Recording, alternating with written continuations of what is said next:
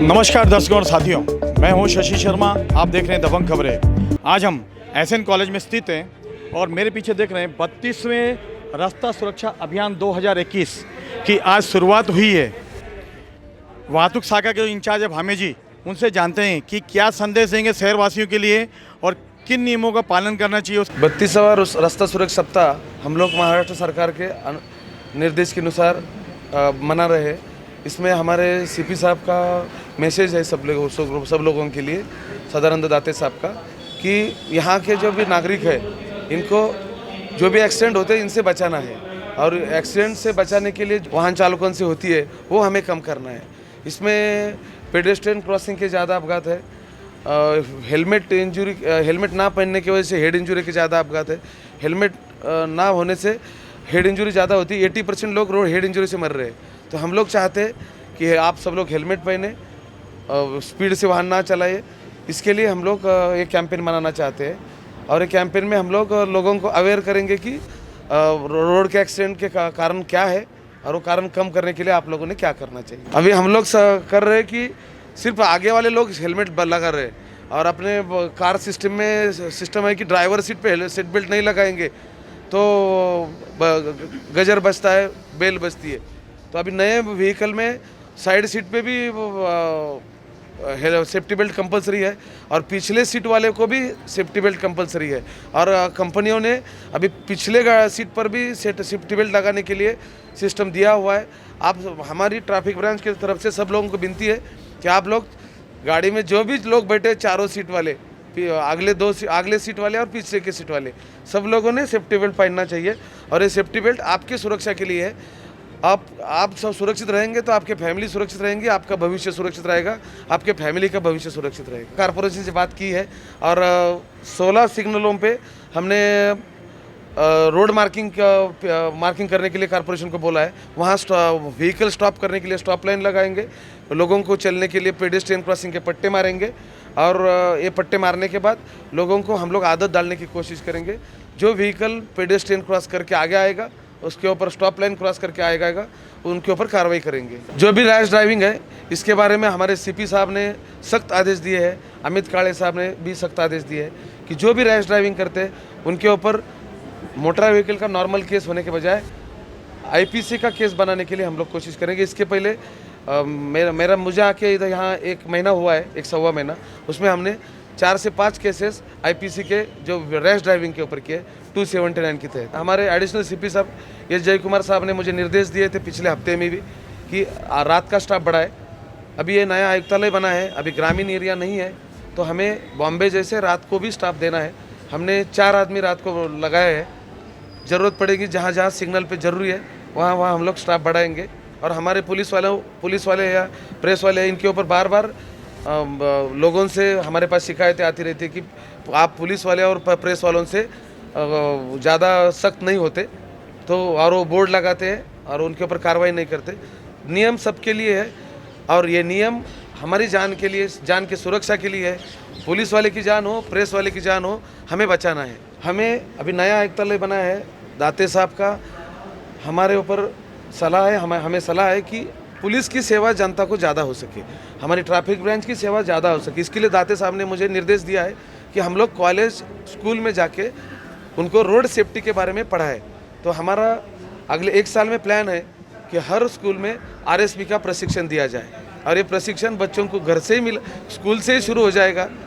तो बच्चों को ज़्यादा नॉलेज होगा। वो अपने पिताजी को बोलेंगे, पापा आप बेल्ट लगाइए, हेलमेट पहनिए, मेरी सुरक्षा आपकी सुरक्षा एक दूसरे के साथ निर्भर है। एक का भी देहांत हुआ तो पूरा परिवार पूरे परिवार का भविष्य खराब हो जाता है। इसके लिए हर स्कूल में रोड सेफ्टी के बारे में पढ़ाई देने के लिए हमारी कोशिश रहेगी। ठाणा सिटी में, मुंबई सिटी में, पुणे सिटी में, नागपुर में रोड सेफ्टी का ट्रेनिंग स्कूलों में दिया जाता है।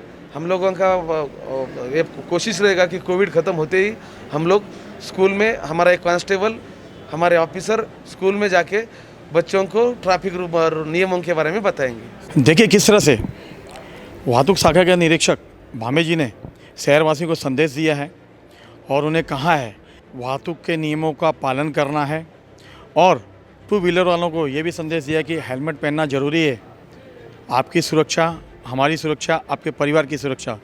हर वर्ष ये सप्ताह मनाया जाता है जनवरी में, 32वां साल है, लेकिन शहरवासियों को अवेयरनेस की बहुत कमी है। उस अवेयरनेस की कमी से कहीं ना कहीं गलतियां करते हैं, सिग्नल तोड़ते हैं, पुलिस परेशान रहती है।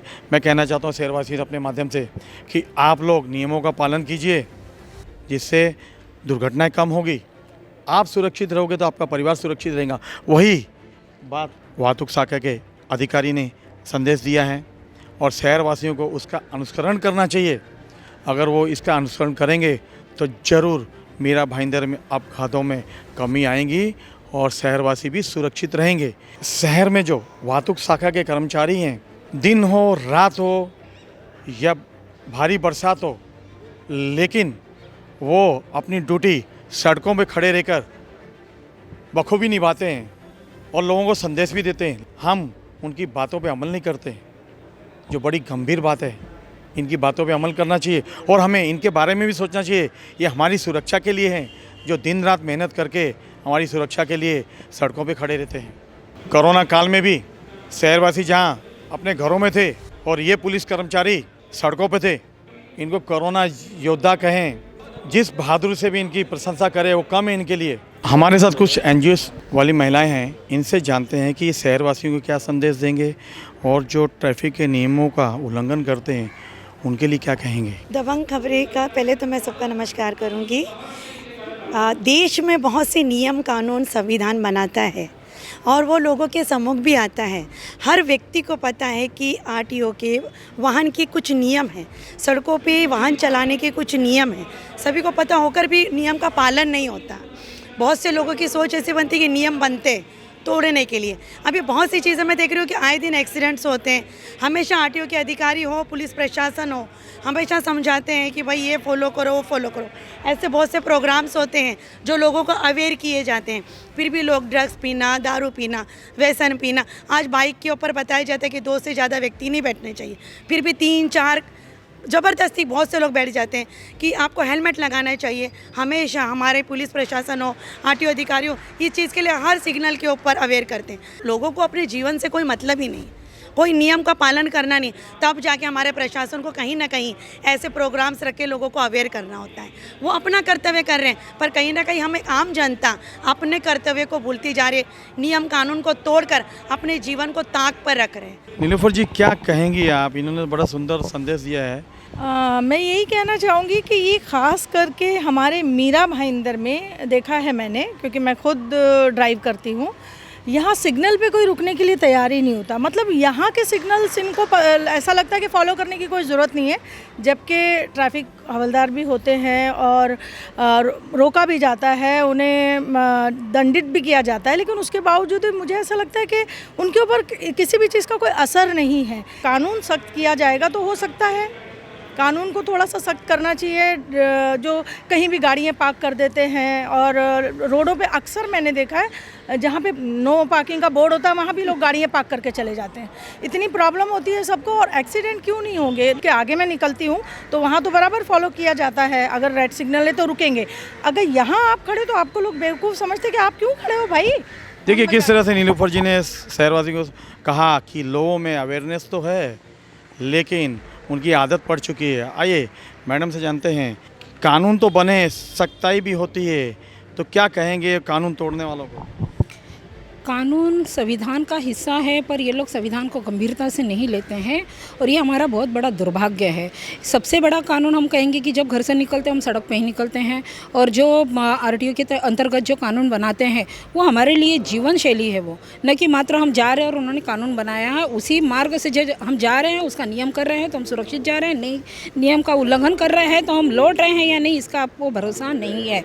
आज हमारे युवा लोगों ने बहुत ज़्यादा बदतमीज़ी की है।